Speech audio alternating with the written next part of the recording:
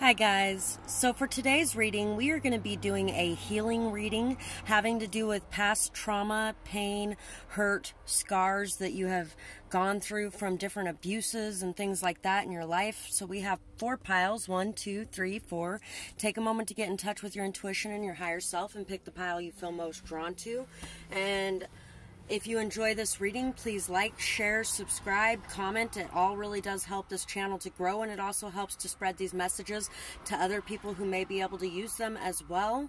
And if you enjoy it, then you can feel free to leave a donation for my channel through my PayPal link or my Amazon wishlist link, which are both in the description box below as well. And I hope you guys enjoy this reading. And let's get started with pile 1. So for pile 1, I pulled the charms today as a what should you be focused on? And we have 2009, Hope for Life, Caregiver. We have this little tie pin, which reminds me so much of a mirror or like a picture frame. We have this bouncy ball and the star with the clouds. So I feel like letting your true colors shine, allowing yourself to see hope and peace, allowing yourself to believe that after all the darkness, there can be light again. Really having faith, optimism, hope, and trust. And focusing on how beautiful and unique you are, how different you are, how amazing you are. Focusing on self-love is going to be very, very important for this group. Looking in the mirror and seeing yourself with the eyes of love. And really being able to focus on hope and peace, focus on faith and trust, focus on how amazing and unique and beautiful you are, and also see just how amazing you are and how much of a difference you have made in the lives of others around you, because this is really going to help you as well, being able to notice and appreciate yourself and all the difference that you've made in the world around you. So let's see what we have here. First we have child of an addict, drugs and alcohol was most important, everything else was second place. And it's funny that that came with the caregiver charm as well, because generally people who are born and grow up raised with addicts or anyone with a codependency of any kind, whether that's drugs, alcohol, people, places, things, it doesn't matter what it is, whatever their codependency was, it came first. It came above everything else in their life, whether that was themselves, whether that was anybody else, it didn't matter. So they abandoned your emotional needs and your mental needs, and they always placed you last. You were after everything, because they also had to take care of themselves too, which came after their addictions anyways. And that's if they even took care of themselves, because a lot of them don't take care of themselves, and you learned how to give everything you are to everyone else around you instead of taking care of you, and instead of loving you, and instead of feeling like you are worthy of somebody putting you as a priority on their list. You learned that you come last, period.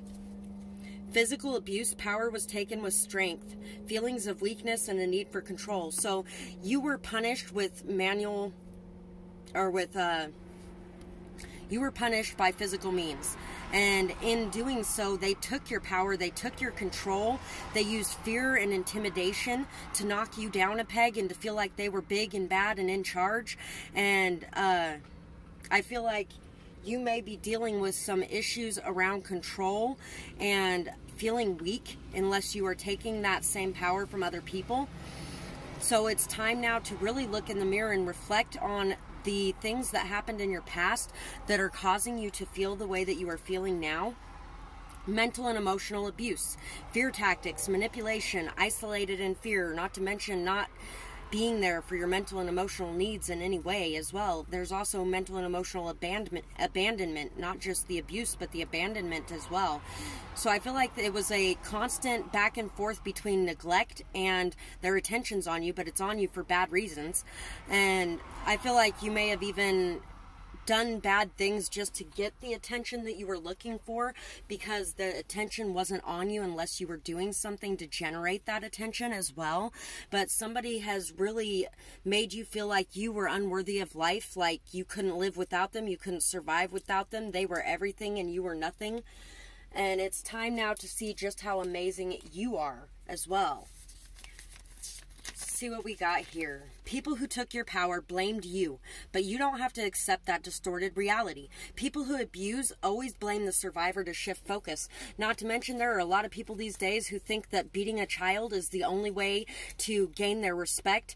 And you know what? That's not respect. That's submission. That is dominance and submission. People wonder why people have such a big deal and such big issues surrounding dominance and submission these days. It's because their parents taught them dominance and submission. And that person was wrong. They were wrong for doing this to you.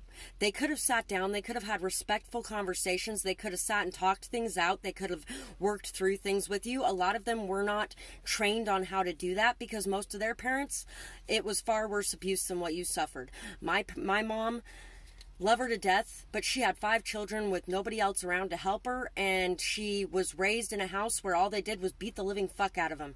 And you know, how do you raise kids after that? You don't have the tools, you don't have the knowledge, you don't have the experience. She knew she didn't want to beat the fuck out of us, but there was also a lot of mental and emotional abuse and yelling and screaming and constant chaos, because she couldn't figure out how to control us without that. And it's not even about figuring out how to control you. It's about figuring out how to respect you.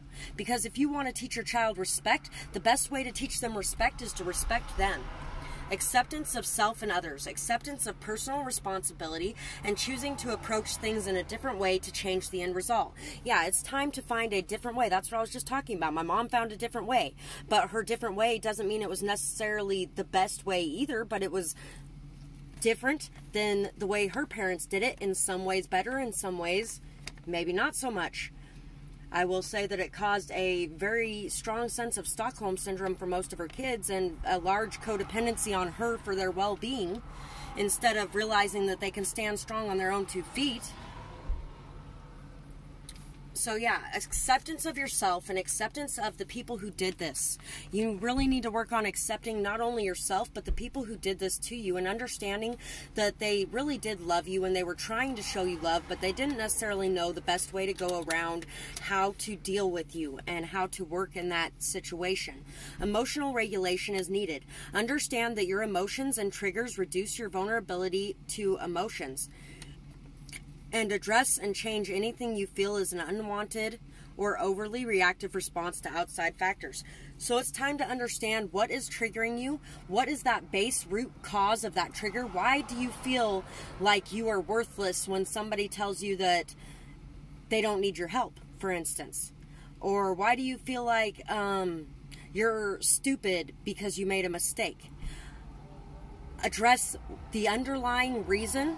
Learn how to rewire your thoughts. Learn how to take a minute to breathe and get your mind and senses together before you react to the situation, and instead try to respond to the situation.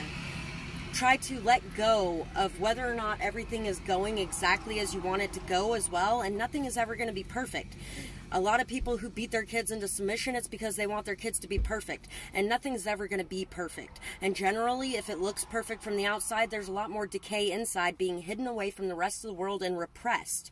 And that comes out in bad ways too. Realize we are all doing the best that we can with the tools we have, and this will help you to leave behind the pain caused and help you to forgive yourself and others. Forgiveness brings peace. That's what we were talking about earlier too. I'm glad that one came out in this, because that is exactly right. Everyone is doing the best that they can with the tools that they have, and this will help you to forgive them, and it'll help you to forgive yourself for some of the things that you have done because of the things left over from their abuse. Distress, tolerance, getting through a tough situation without making things worse. Accept reality as it is. The sky is not falling, it's just life. So tolerance for life, and allowing life to flow, and not worrying about having to control everything, not stressing out when everything's not going exactly right, or when something happens. Something little can happen and all of a sudden it's like your entire world just shifted into darkness and negativity. It's that whole spiraling thing where we spiral down this dark rabbit hole, and then we have to climb our way back out. And the whole thing is if we notice what is causing us to spiral, we can address those issues and we can work on those and fix them. Be so very light. Be a gentle whisper. I think each of us at some time in our life has wanted to paint a picture. So taking some time for some artistic expression, creative expression will help you to release a lot of this pent-up aggression, hurt, anger, emotion, pain, all of it. Every bit of your emotion, it'll help you to get that out into something. Do some projects, do some painting, do some writing, do some singing, do some dancing. And really, a lady never raises her voice over that of a gentle whisper. That is the stepsister from the movie of Cinderella. I can't remember the name of it right now. Forever After, I think. Try not to control everything and just let everything be. Be at peace with the way that everything is and live in the moment. Freedom to be yourself, knowing where you are, where you belong, and finding your people. Ready to live life, happiness with friends, soul family, knowing how to enjoy life. So in order to find the people that you are meant to be around, you really need to accept yourself for who you are, and you really need to express yourself as you are. Just enjoy life, enjoy the moment, enjoy the fun things around you, and get out with your friends